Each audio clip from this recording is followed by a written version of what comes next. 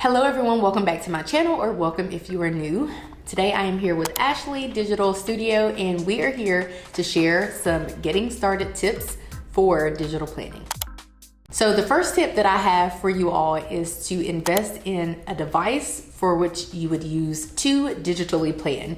Now, I do know that there are lots of other types of tablets out there, but obviously I have ever only used an Apple tablet, aka an iPad, so that is what I am going to recommend. Now, I do use a powerhouse of an iPad. I am currently using an Apple iPad Pro 11-inch, but I would say if you are going to invest in an iPad, then purchasing something like the 10th generation iPad would surely do the trick. Currently it retails for $349, whereas I paid a lot, way more than that for this one, and I know Ashley paid way more than probably what I paid for hers. So you do not need to be spending $500, $600, $700, $800 on a device to digitally plan. I think one of the basic Apple iPads would do the trick. I agree, especially just starting out. You want to make sure before you invest a whole lot into it that you like it. That's very important. And one of the other devices I would like to recommend is the iPad mini. It's retailing right now for $399. It's typically $499, but it's on sale now. And rumor has it in the tech world that they're coming out with a new iPad mini, so the 7th generation might be released this month. The iPad mini is definitely a strong device to use or consider for digital planning or multitasking on an iPad. It does everything the bigger iPads do in a condensed version. So it's not only easy to carry around with you and transport, it also meets all of your iPad needs in this little device. So it's definitely a powerhouse and should be considered as a great starting point for digital planning or your iPad journey. I was going to say the same thing. We both do also have Apple iPad minis, and the minis are great, hence the price, but it is a little smaller, for which I feel like we use ours for reading and stuff like that. So that is the only hiccup, is that it is a little smaller when it comes to potentially having to write on it or writing on it for digitally planning. That's why I am recommending that larger iPad, and that's the only reason why I would be recommending that. Otherwise, I love the mini and I feel like it does a great job and is a powerhouse. Obviously, if you're going to invest in an iPad or a tablet for digitally planning, then you probably are going to want to purchase a stylus of some sort. I have with me the Apple Pencil Pro. This recently came out, and the only reason why I have this one in particular is because the new iPad that I have is no longer compatible with my other pencil, and this is my Apple Pencil 2nd generation. So I can no longer use this one on my new iPad. I had to upgrade to this. But if you're purchasing the 10th generation one, you will not need this Pro, which is cool because that'll save you some money. You can opt for maybe an Apple 2nd generation or any other type of Apple Pencil that is compatible with the 10th generation Apple iPad. It's very important to make sure you check your compatibility for your Apple Pencil before you purchase an Apple Pencil, because you don't want to waste your money. All Apple Pencils do not work on all iPads. The only one that works on all the iPads is the USB-C. It'll go through all the devices. I think that one's $79. So that's the only one that you can use on any iPad. The rest of them have specific iPads that they work with. So you want to make sure that you check that out before you purchase the Apple Pencil. Another option would be to use a third-party one. Amazon has them for maybe $25, $30 if you want to test it out before you invest in an Apple Pencil. Another great option is the Logitech pencil or crayon. I've heard of that. I've used that one. Okay. That one's real nice. Only thing is, it's not shaped like a pencil. It has more of a squarish shape to it, but once you get past that, it works exactly like my Apple Pencil. It charges USB-C though. It doesn't charge on the side of your iPad. And that's another thing with the Apple Pencil 2nd generation. I don't have mine out. The Apple Pencil 2nd generation and the Pros, they charge on the side of your iPad. So when we magnetically connect them, they charge here with our iPads. The USB-C? Yeah. You have to stick it into the charging port to charge it. I do know that, right? With the Is that what that one? Or is that the 1st generation? That's one? the 1st generation one. The 1st generation, you have to stick that one into the pencil, and the USB-C one, it flips up at the top and you stick the USB-C charger in on the pencil and charge it. Oh, you charge it. Okay, it does not magnetically attach. No. Okay. Well, it does magnetically attach, but it's not charged. Charging. Really? Right. Wow. Another thing that's important when you're starting your digital planning journey are accessories that you use. One accessory that I definitely would recommend is the Paperlike screen protector. That makes writing on your iPad feel more like paper. Like you're gonna get that paper to pen feel when you use that. I don't have one on my pencil right now, but Previously, I've changed out the tips on my Apple Pencil to give you more. Shay has one, the pen-like tip on your pencil. So with the paper screen protector and that pen-like tip, it's just like writing on paper. You even hear the little noise when you're writing on the iPad. Yeah. They're definitely different. Similarly to you, when I upgraded to the Pencil Pro, I just left the tip that came with the pencil on here. But for my second generation, I had invested in a bunch of fun accessories for the pencil, and so I do have this pen-like tip on it, and this definitely gives off like a more precise writing experience, whereas this is it's thicker obviously, and it's just not as precise. So yeah, if you're looking for to replace the paper and pen note-taking experience, then definitely consider investing in a pen-like tip. Oh, another accessory would be the grips that you use. Like Shay has a pencil cover on her pencil. Both of them.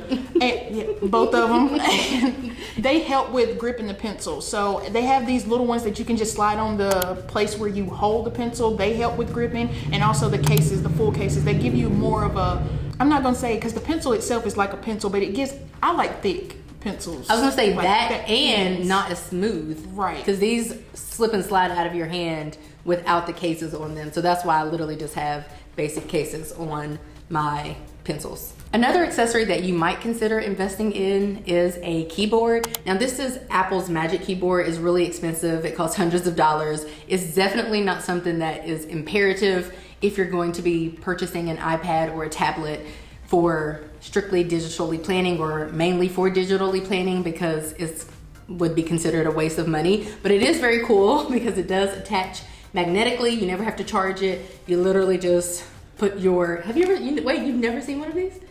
I've never seen one in person. Because you don't have a Magic Keyboard. I don't have a Magic Keyboard. So this is why I was just sitting here and all like looking like.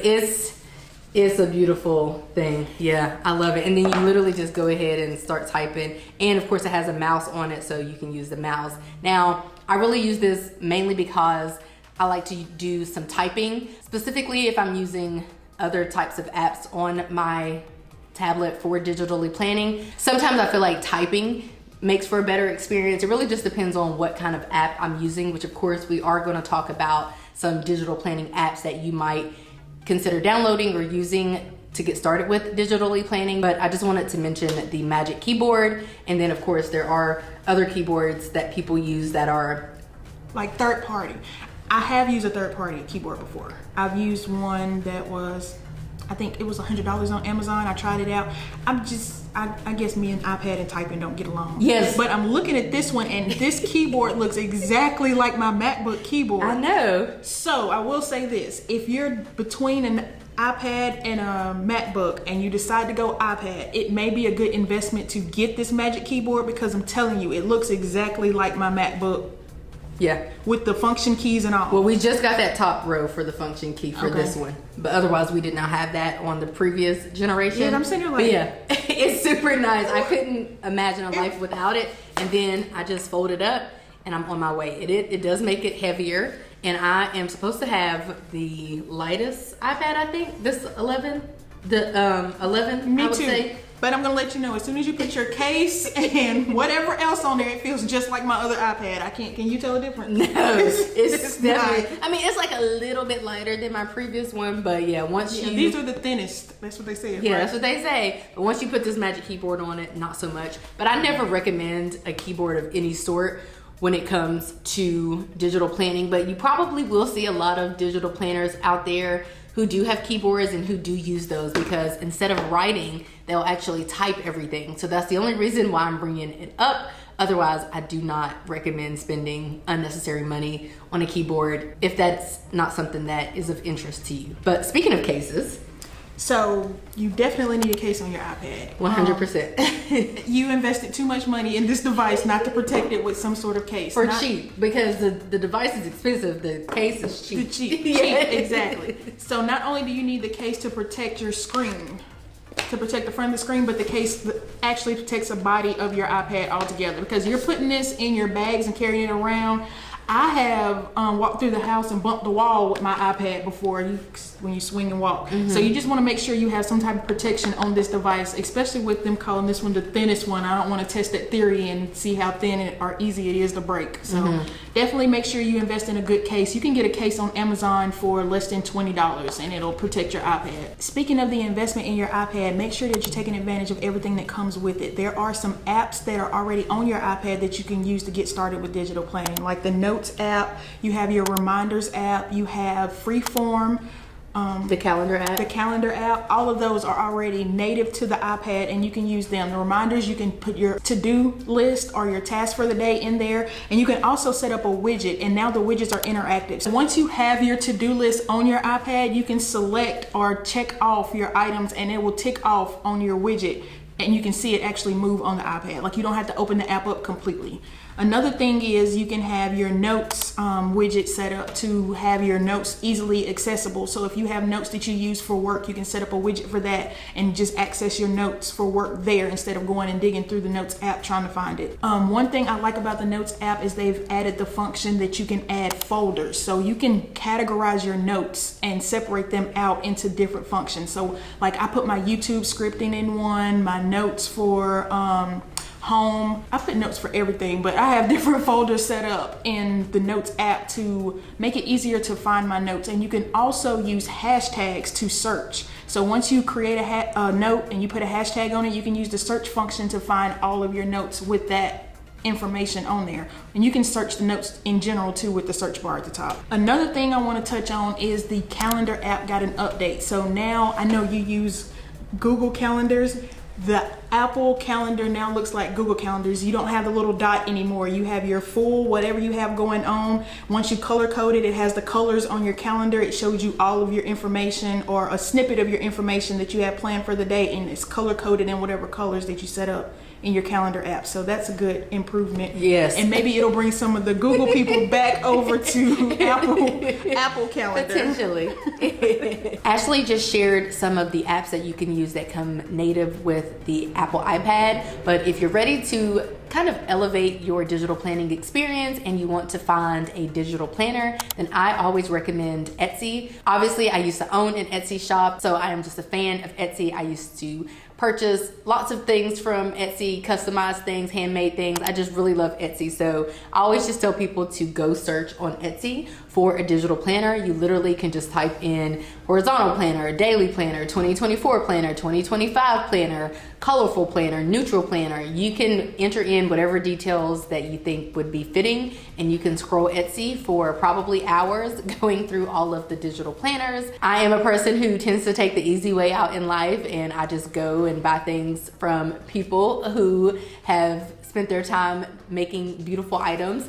And that's just kind of what I typically like to do, specifically because sometimes I don't feel that creative, or I just want to just get started with something without building out something of my own. So I do recommend heading on over to Etsy to find a digital planner if that is something that is of interest to you. Another option that you can use is creating your own planner in the app that you choose. Like GoodNotes has the option to use the templates that are already given to you in the app. They're included with the app. So there's a calendar app in there that you can use for planning out your day. They have to-do lists, task lists. You can use all of those to start out with before you invest money into a digital planner. I suggest starting there first to see if you even like digital planning. Digital planning might not be for you, and you've invested in this planner and stickers and bought all this stuff before you find out that you don't really care for it.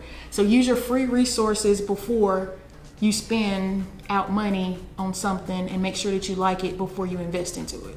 A lot of shop owners also offer freebie planners that you can try out. But one cool thing about the suggestion that Ashley made is that if those freebie planners or the planners that they are selling don't fit your needs, you have the ability, depending on which app that you use for digital planning, to actually create your own and make sure that it fits your needs. Another option is with the planners, if you have a freebie planner, you can use the tools in GoodNotes to customize it. So if it's not fitting your needs, you can go in and take out what you want and add to what you need. If you need some examples of that, check out my channel. So you do that a lot. You're like I you do that every month where you're updating your month, like the month at the top. You'll put a sticker there, and then you'll white out some of the bottom and all of that kind of stuff. So and you it's do the that craziest thing because they're my planners, but I still customize. Depends on how you're feeling and the mood. That's it. So you can always tailor whatever it is. If you have a strong bone, you can build it however you want. So as long as you have a good foundation to start with, you can build your house however you want to plan with it. Okay, girl. Okay, so those are some tips for getting started with digital planning that I wanted to share, or we wanted to share here on my channel. We are actually going to be sharing even more tips in part 2 of this video, which is going to be on Ashley's channel. So I appreciate you guys for tuning in. For those who did, if you made it to the end of the video, I definitely appreciate that. If you like this video, give it a like, subscribe if you're new, and if you're liking what you're seeing, and make sure to head on over to Ashley's channel, which I will have linked to not only just check out part 2 of this video, but also to get some other digital planning and tech inspiration. Bye guys.